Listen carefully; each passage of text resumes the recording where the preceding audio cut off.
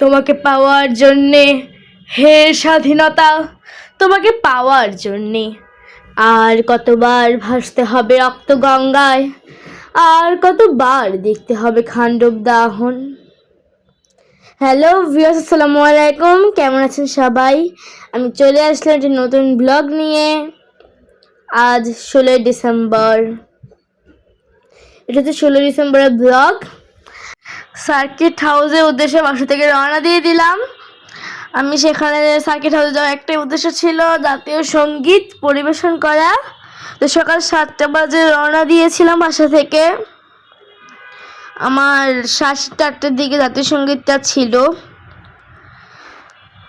তো আপনাদের যাওয়ার রাস্তাটা একটু শেয়ার করলাম, এবং এটাই হচ্ছে যে সার্কিট হাউস। সার্কিট হাউসের পরিবেশটা আমার কাছে অনেক ভালো লেগেছে। অনেক অনেক গাছপালা, চারিদিকে যেদিকে তাকাই সেদিকে গাছপালা আর গাছপালা, আর সব গাছে পানি দেওয়া ছিল, গাছগুলো ভিজা ভিজা ছিল। আমার কাছে পরিবেশটা ভালো লেগেছে। কুমিল্লাবাসী, মহান বিজয় দিবস 2024 উপলক্ষে আনুষ্ঠানিকভাবে জাতীয় পতাকা উত্তোলন করছেন কুমিল্লার সম্মানিত জেলা প্রশাসক জনাব মোহাম্মদ আমিরুল কায়সার। সাথে আছেন কুমিল্লার সম্মানিত পুলিশ সুপার জনাব নাজির আহমেদ খান। জাতীয় সঙ্গীতের মধ্য দিয়ে জাতীয় পতাকা উত্তোলিত হবে। জাতীয় সঙ্গীত।